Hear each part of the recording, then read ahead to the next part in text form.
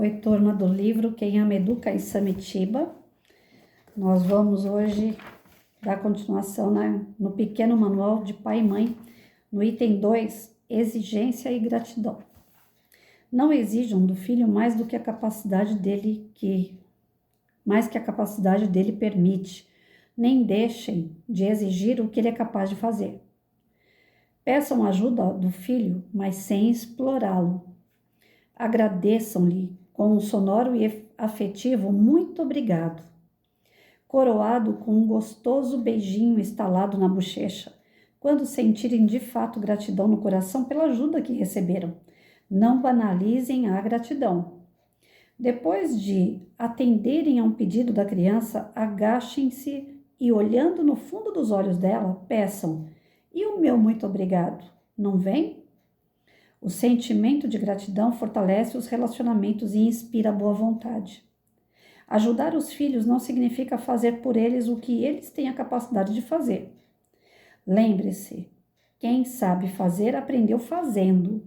Quando a mãe e o pai fazem a lição pelos filhos, não importam os motivos. Além de emburrecê-los, estão ceifando preciosas etapas de aprendizado. Mais importante que o resultado simples e seco é saber dos recursos utilizados para consegui-lo. Tirou nota 8? Como? Colou do vizinho? Assinou o trabalho do grupo sem participar dele? O 8 vale muito mais se estudou. Assim, a ética e a disciplina são incorporadas na formação da autoestima. Então, veja bem, não exijam do filho mais do que a capacidade permite, nem menos do que ele é capaz de fazer. Exigir o básico, de acordo com o tamanhinho dele, desde bebê ali, desde criança. Vai exigindo coisas que ele é capaz de fazer, não além. Não é para explorar a criança.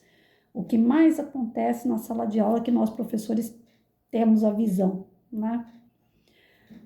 Alunos que são mais velhos são responsáveis pelos mais novos. Tá certo isso? Uma criança ser responsável por outra? Ah, mas eu trabalho, o pai trabalha e não tem com quem fica, é o irmão mais velho que tem que cuidar. Antigamente, quando essas coisas aconteciam, não existia conselho tutelar, não existia o Estatuto da Criança e do Adolescente e não existia, de certa forma, o exagero, né? Hoje, uma casa com uma família com 4 pessoas, pai, mãe, 2 irmãos, tem que ter pelo menos 2 quartos. Sala, cozinha, banheiro, quintal com 2, 3 cachorros.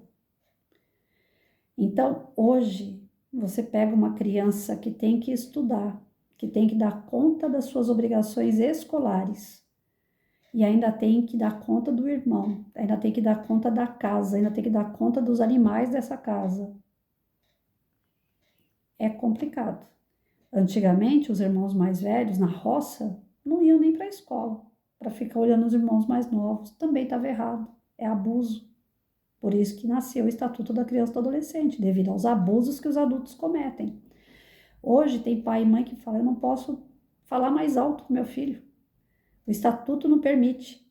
Lógico que pode. Quem disse que não? O professor morre de medo de alterar o tom de voz. O meu tom de voz sempre foi alto. Eu nunca gritei. Eu não precisei ficar gritando na sala de aula. Até porque eu sou uma professora meia doida, né? Antes de gritar, tem uma porta lá e eu prefiro bater a porta. Eles tomam aquele susto do tipo: opa, eu não preciso gritar. Eu nunca precisei ficar gritando na sala de aula. Mas o meu tom de voz é alto. Se eu chegar num garoto para chamar a atenção, dá a impressão que eu tô sendo bruta com ele, porque eu tenho um jeito disciplinador de ser. E eu tenho medo de estatuto porque eu sou assim? Não estou abusando. O estatuto é feito para abuso. Você corrigir o teu filho, às vezes, não estou falando aqui que é certo, depende do caso, da situação, do contexto, né? Jamais vocês vão poder pegar na minha boca e falar assim: a Patrícia mandou bater. Mas eu, como mãe, eu dei tapa na bunda do meu filho, eu tomei tapa na bunda como filha e não morri por conta disso. Mas a minha mãe nunca me pegou para espancar, como aconteceu de um aluno meu. A mãe não, a avó, nem era a mãe tinha abandonado ele. Ele já tinha o trauma do abandono, quem estava cuidando era a avó não tinha paciência, ele dava problema porque ele não tinha família direito. E chegou na escola com uma vara de árvore, eu não sei que vara é aquela, se é de marmelo, o que que é, mas eu sei que uma vara e dando no couro do menino, na frente de todo mundo. Isso aí não corrigiu o garoto. Para nós era espancamento aquilo. Teve um outro garoto que, indisciplinado na minha sala de aula, o pai veio fazer uma visita surpresa, pegou ele conversando justo no dia que da visita surpresa, o menino estava mostrando aquilo que ele fazia e que eu falava na reunião. O pai entrou na sala, deu umas burdoadas na orelha dele, o menino nunca mais me deu problema. Mas eu falo burdoada assim, os cascudos, né? Faz sua lição. A professora está mandando fazer, você não veio aqui para ficar conversando. Então, não estou dizendo que modos assim corrige, mas um caso não corrigiu, o outro já corrigiu. E às vezes a gente tem medo de falar um pouco mais alto. O estatuto não é para ter medo de falar alto com criança, de ser altivo com criança, de ser disciplinador com criança. O estatuto não é contra isso. O estatuto é contra a criança de 4 anos que vai para uma carvoaria. A criança de 5, 6 anos que é colocada para cortar cana. O estatuto ele foi criado para tirar a criança da exploração infantil. Explorar é uma coisa. Você disciplinar o teu filho é outra coisa completamente diferente. O professor disciplinar a sala é outra coisa completamente diferente. Na época que meu pai estudava, ele falava que os padres, ele estudou com padre, o padre, quando colocava de castigo, colocava milho atrás da porta e mandava a criança ajoelhar. É maus tratos. Isso sim, porque cai na parte física da pessoa, bater com régua. Eu fiz datilografia, tinha uma caixinha que ficava em cima do teclado e a gente não podia olhar o teclado. A professora virava as costas, molecada é terrível. Eu fazia assim, por debaixo da caixinha, para eu poder olhar as letras. Ela estava certa, que eu não podia olhar para decorar o teclado. Mas era tão rígido o negócio que você fala, não estou conseguindo fazer, então você vai olhar. A professora quantas vezes não vinha com uma régua grossa de madeira e pá na minha mão? Aquilo doía. Então, essas coisas é explorar, essas coisas sim, maus tratos. Mas você delegar o teu filho a obrigações, delegar a criança obrigações, na nossa sala de aula geralmente tem um quadro que a gente coloca, quadro do ajudante. É explorar uma criança? Já pensou? Você coloca lá para ele ter responsabilidade. Então, tem o João, que vai ficar responsável de recolher lancheira. Tem a Maria, que vai ficar responsável de passar nas carteiras para ver se tem risco. Vai ter o José, que vai passar para olhar o uniforme de todos. Nas escolas cívico-militar são assim. A criançada é cobrada. Cobrada é uma coisa, explorada é outra. Então, a gente pode pedir ajuda, deve delegar algumas responsabilidades dentro de casa ou na escola. Isso não é crime. O crime é explorar, que aí é uma outra conotação, é uma outra história e muito perigosa.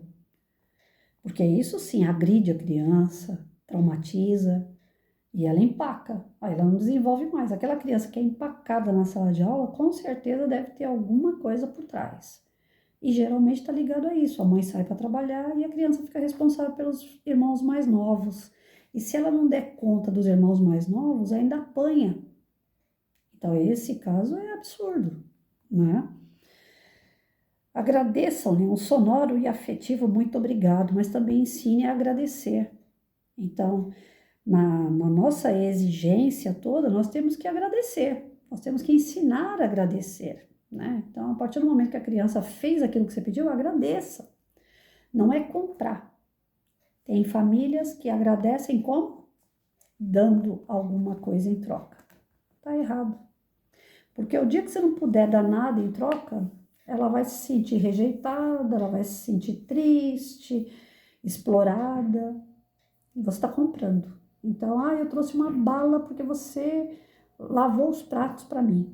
Ué, é obrigação, ela mora na casa. É uma obrigação. Agora, você, enquanto mãe, enquanto pai, chegar nessa criança e falar obrigado porque você lavou o prato, é o máximo. Ele vai aprender com você também a ser grato. Tudo aquilo que ele for fazer e que alguém fizer para ele, ele vai fazer com responsabilidade. A pessoa que fizer para ele, ele vai ser sempre grato. Hoje em dia está virando um pouquinho de moda a palavra gratidão, né? Todo mundo com quem a gente conversa, qualquer coisa é gratidão, gratidão, gratidão. Se for uma gratidão da boca para fora, porque é modismo, não tem valor nenhum. Gratidão tem que ser algo que vem lá do coração, de reconhecer que o outro fez algo para você que você não fez, que você não teve possibilidade, não teve condições, e ele fez no teu lugar, ou ele fez para você. O teu coração tem que vibrar na hora de falar. Eu sou grato a você. Eu agradeço. O que seria de mim se não fosse você? Sabe, coisas como essas frases que vêm do coração. Aí a criança aprende. Agora, se for gratidão, gratidão, gratidão por qualquer coisa, sem o menor sentimento no meio, a criança também sente. E ela passa a ser hipócrita. Ela fura o olho do colega e fala, gratidão, você deixou eu furar teu olho. Entendeu? Então, não, gratidão tem que vir acompanhada com o sentimento. Aquele sentimento de realmente a pessoa ter feito algo para você que você não conseguiu ou não fez. E ela, por gentileza, fez a você. Então, gratidão tem que ser acompanhada de sentimento. Ensina teu filho a ser grato. Quando a professora terminar a aula, como já aconteceu algumas vezes comigo, e é emocionante, um aluno vem no final da aula e fala, professora, obrigado pela aula de hoje. Eu aprendi tanta coisa com a senhora. Sabe aquilo que a senhora deu em tal momento? Nossa, eu não sabia que era daquele jeito, agora eu sei, a senhora me ensinou. Gente, o dinheiro cai na conta lá, a gente usa ele, chega no outro mês, nem tem mais. A gente já fica contando com outro pagamento. Mas o pagamento de um aluno virar e falar obrigado pela aula, ixi, isso aí não tem valor, não tem preço, ou melhor, não tem preço, tem valor. É muito bom quando um aluno sabe ser grato. Quando você chega em casa e, sei lá, você fez o máximo que você podia pelo teu filho vira para você e fala, mãe, obrigado por você ser minha mãe. Eu falava para minha mãe, às vezes mesmo com dificuldade, porque a gente tinha uns atritos, mas quando estava um ambiente mais harmonioso entre nós duas, eu falava para ela, mãe, obrigada por ter me dado a vida. Você podia ter me abortado. Eu estava dentro da tua barriga, você tinha tudo para me matar ali. Mas você deixou eu viver. Obrigado. Então é muito interessante quando a gente ensina isso e isso sai das pessoas ou da gente com carinho, com amor, com aquele sentimento de gratidão verdadeiro, não de modismo, né? Depois que as crianças aprenderem essa questão de fazer as suas obrigações e serem gratas, com certeza elas sabem discernir o que é certo e o que é errado. E sabendo discernir o que é certo e o que é errado, elas passam a ter ética, que nós estudamos em algum capítulo passado, não é? E tendo ética, ela não vai mentir, ela não vai inventar, ela vai ser uma pessoa sincera. Às vezes a sinceridade dela pode até assustar outras pessoas, mas ela vai ser sincera, porque o mundo de hoje é bem hipócrita. Quanto mais mentira, mais falsidade, a gente vê pelo Instagram, Face, muitas pessoas ficam postando coisas assim que é fora da realidade. É um momento que a pessoa passa e fica ali parecendo que a vida dela é só flores, né? E não é. A gente sabe que ninguém é. Outro dia eu abri um Face de uma pessoa com quem eu trabalhei e tive o desprazer de trabalhar junto. E no Face dela, eu acho que ela fez uma viagem para o litoral nordestino. O Face dela, de fora a fora, ela colocava uma foto, escrevia alguma coisa, demorava 2, 3 dias, outra foto, escrevia outra coisa. Eu estava olhando o Face dela porque ela era muito hipócrita, muito mentirosa. E eu abri o Face, quando bateu para mim lá o nome dela, né, amigos que talvez você conheça, eu falei, eu vou entrar para dar uma olhada no Face dela, não vou pedir para ser amiga, não, mas eu quero ver o que ela tem lá. Curiosidade de gente que é bem imperfeita, eu sou imperfeita. Aí eu entrei lá para ver, né, porque eu falei, será que ela se deu bem diante de tanta coisa ruim que ela fez? Aí no Face dela tinha isso, eu acho que ela fez uma viagem, e ela foi pegando fotos daquela viagem e foi fragmentando em vários dias, em vários meses. Porque é impossível, com o salário, com a vida que ela tem, e ainda mais sendo medíocre como é, né, ter vivido todos os momentos maravilhosos. O Face dela só tinha momento maravilhoso.